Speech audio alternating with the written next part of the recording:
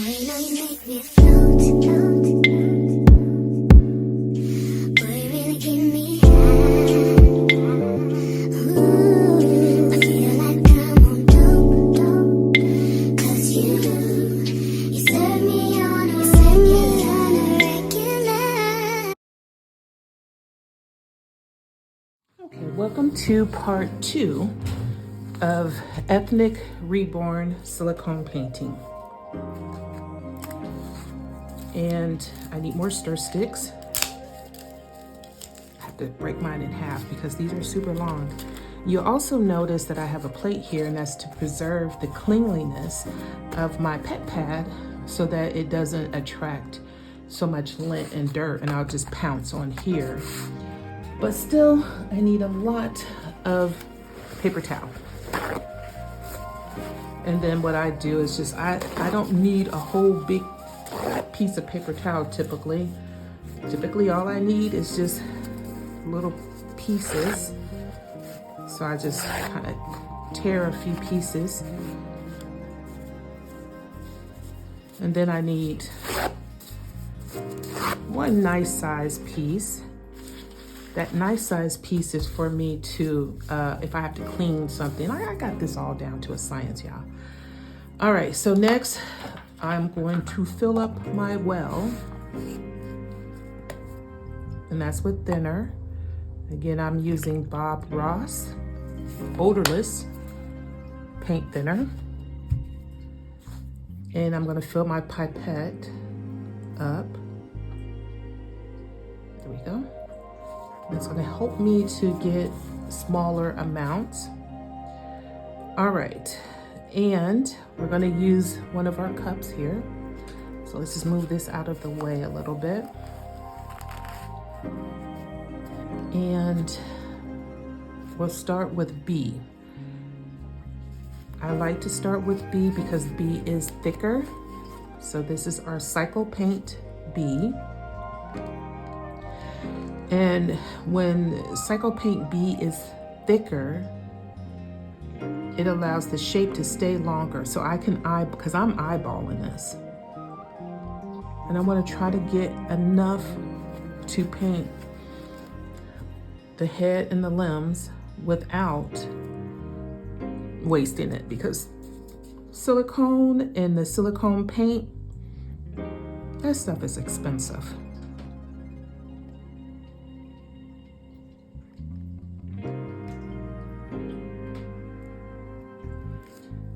If you don't get the measurements right, then your paint won't cure. And you'll know that the paint doesn't cure if it doesn't harden in the well. Mix it up very good. And I need some thinner. I'm gonna just take it straight from here. You also don't want too much thinner, or it won't cure. And I'll show you the consistency that I like. Make sure, because I have kind of a square container, you want to get all of the edges.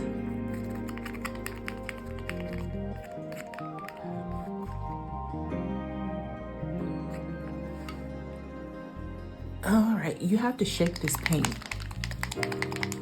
So once it's shaken, so that I can protect my gloves. See, my gloves already got color on it. So you get color on your gloves, it will transfer to your kit. So I'm gonna eyeball this. I can't measure this for you. You kind of have to go by sight and the viscosity of the, I'll show you what I mean when I say viscosity.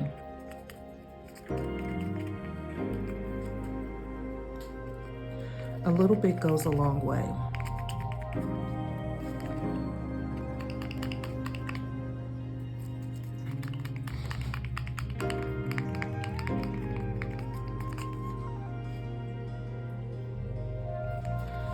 Now I do want a little bit of this crimson oxide.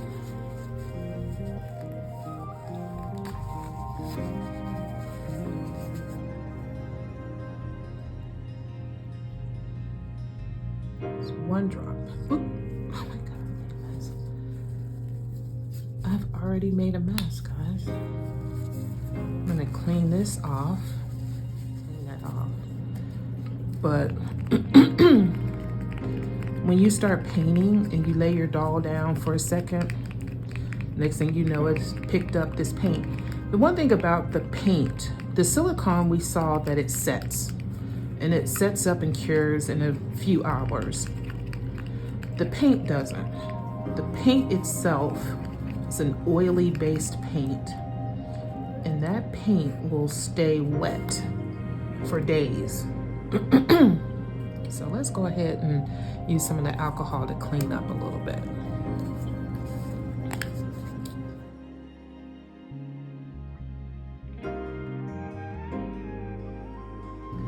Move that out the way. Now let's take a look at the kit. The doll itself has already received 2 coats of paint, a base coat. And the reason I had to do a base coat was because the kit was damaged by me. Well, it didn't come that way. It was damaged by me because I had contaminated in some way. So I had to wash off my first 2 wonderful attempts. I thought you might like to see how that first base coat looked. Unfortunately, it looks really good going onto the kit, but it didn't cure. It wouldn't stick to the kit. So what you see me doing here is placing just something to make sure that the lips don't stick together.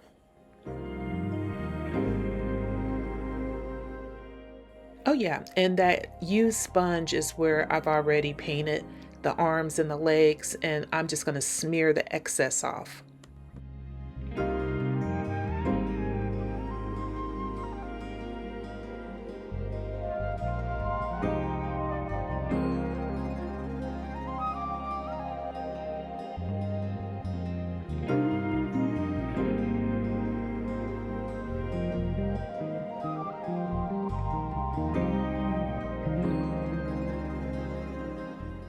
And what you see me doing now is really not much different than what I would do with a vinyl doll.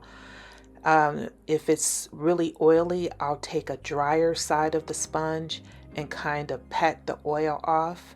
And then I'll use the wetter side to pounce more pigment on. And basically, it's just warming up this doll. Or this baby, I should say. It's warming him up.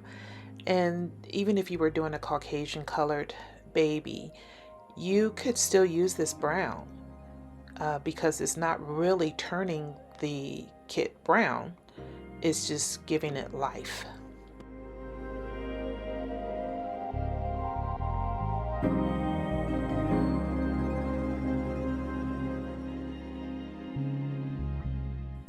And again, when I am doing a base coat, I cover the entire kit.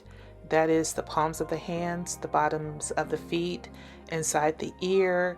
At this time, I don't want to leave any of the silicone unpainted.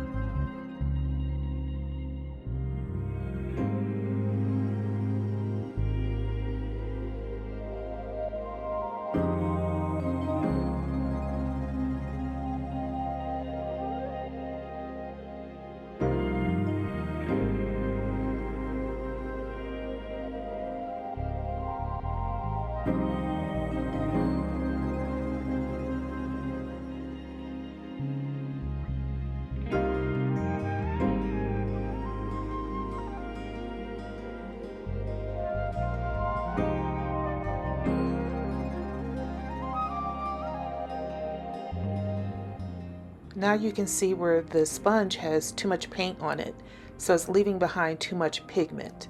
So I want to dab off. You can see the baby gets too dark, and that pigment isn't a nice texture. You don't want to have big globs of paint on it. You want very thin coats. You're basically staining this baby.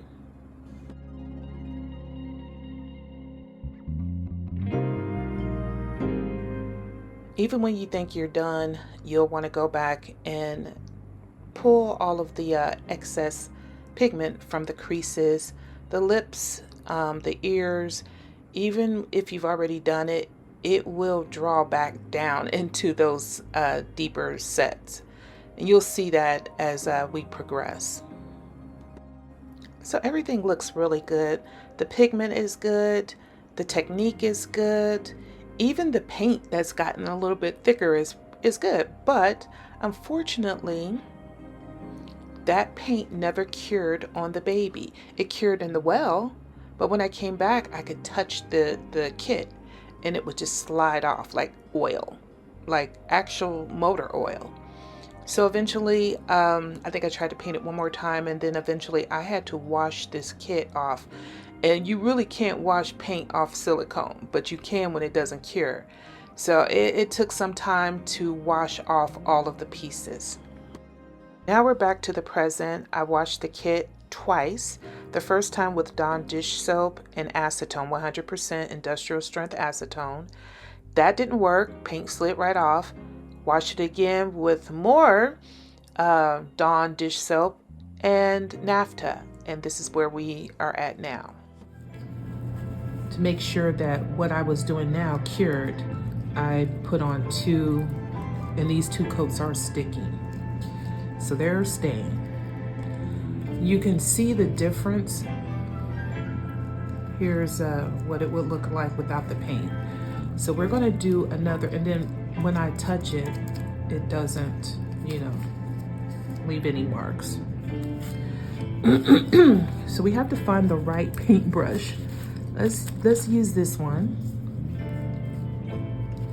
And then we'll use this small pouncing tool. Now, when I did the first coat, which was a base coat, I did every bit, including the palms. And that was on the last tutorial that I got rid of, because I don't even call it a tutorial, considering I got rid of it. Because, obviously the paint, here's where it has, even when you pounce it good, it still wants to gather into between the fingers. So we'll be really extra careful of that.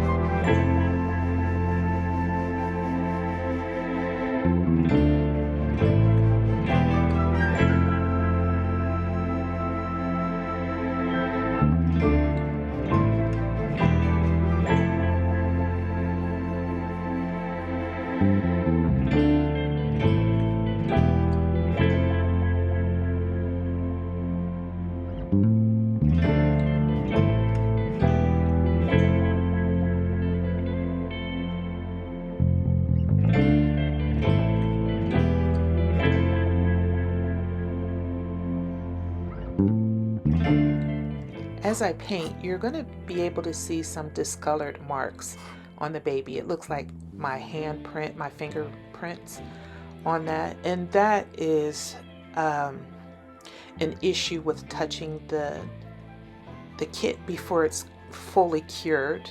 And also probably because, it was contaminated. So I'm hoping for the best. We almost put Steven in the closet, but we're going to follow through and see how he turns out. I think he's going to turn out perfectly okay. There are, variations in skin color anyway. So we'll see how Steven does. Look how nice and brown that is. Pounce off the excess so that we get a really pretty color.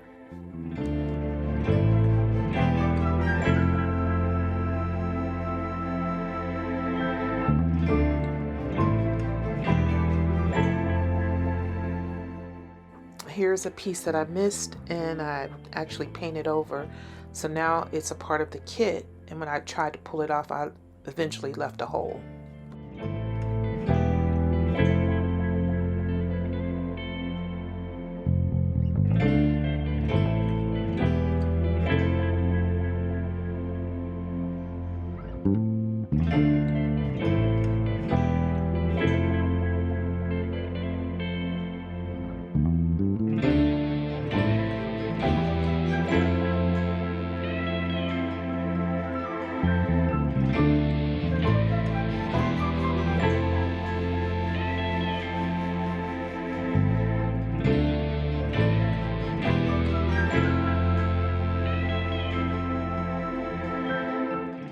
Also, I want to make sure that the nails don't turn brown, so I'm going to wipe off any excess paint that collects there.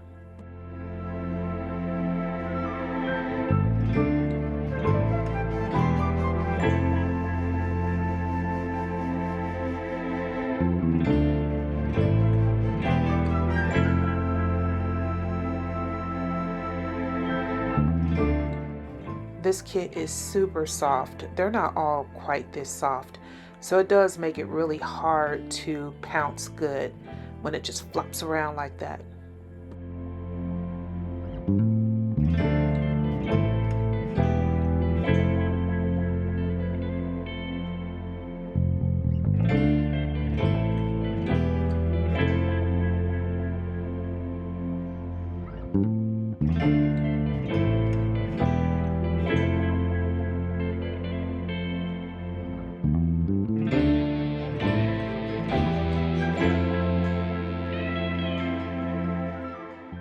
You can see here where the zip tie rested on the wet paint and it cured, and it kind of messed up the paint here. Cutting it is not really going to help that, so I don't know why I'm trying to cut it, but hopefully if we add more layers of paint, it will help to conceal that.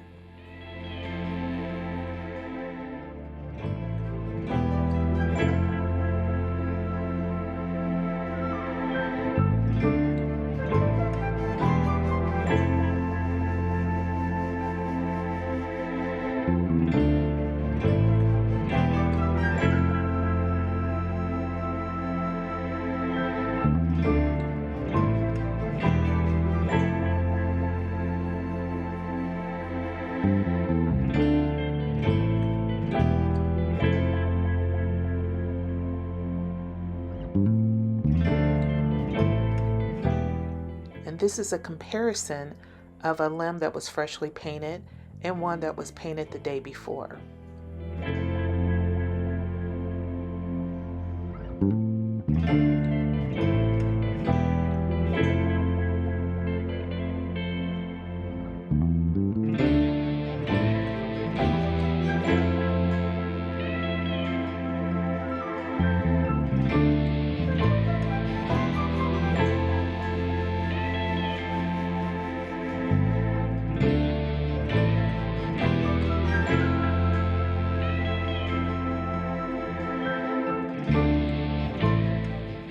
You'll still want to get into the creases, but here's the thing about the silicone paint.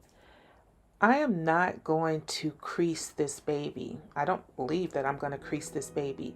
So some of the paint that has gathered in the creases will automatically be creasing. That doesn't mean that I want a thick glop of paint, in the creases. So I don't mind if it discolors it a little bit.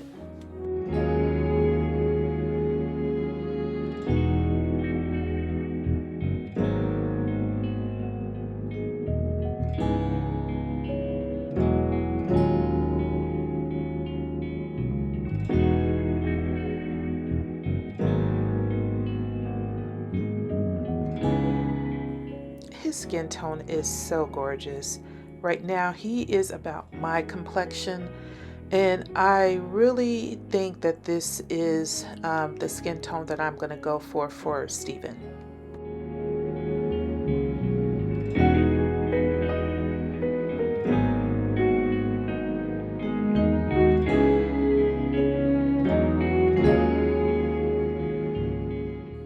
And you notice that I paint higher and higher up on the kit. And that way I don't disturb the paint at the lower levels. I like to start with the hands and the feet first and then move up to the thickest part of the kit.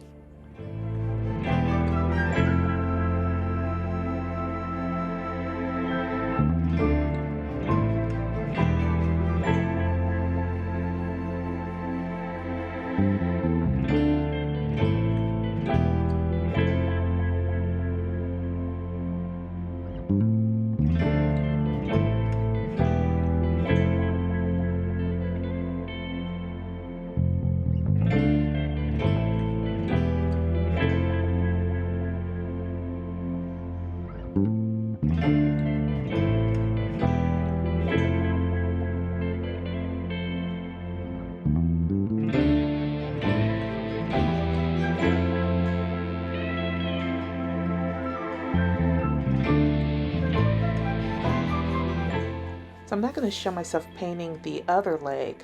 We're going to move right on to Steven's head. Now, one problem with his poor little head is that with all of the washing and messing around with the silicone, the paint is so uneven. But I'm hoping that little Steven is going to turn out good at the end. What do you guys think? You think he's going to look good? I do. I really do.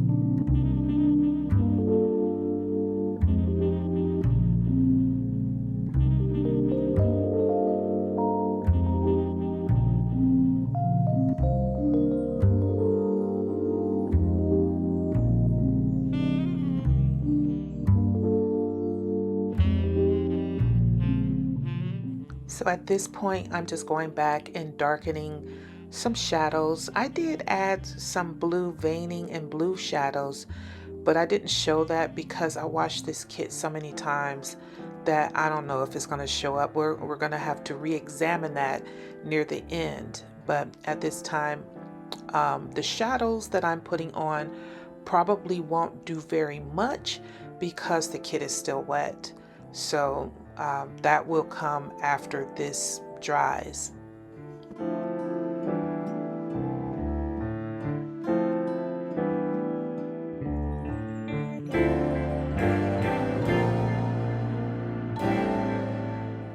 Sorry that it's out of frame, but what I'm doing is making sure that I leave lighter spots on the baby's face.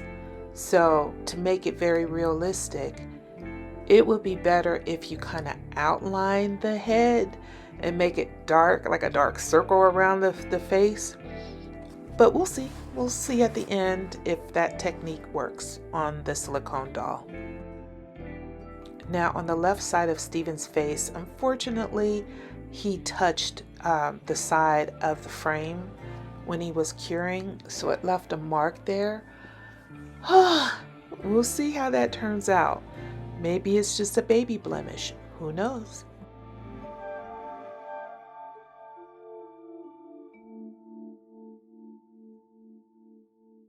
By holding Steven up like this, I'm able to catch more shadows, and then I can add a little bit more darkness.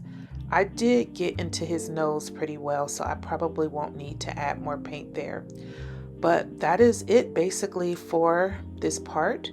The next thing is clean up our workstation, make sure that our brushes are ready for the next step, part 3. We are going to add the blush tones, and this is when Steven is really going to come to life. I mean, I love his pigment now, but with the blush tones, he's going to look super good. So stay tuned for part 3.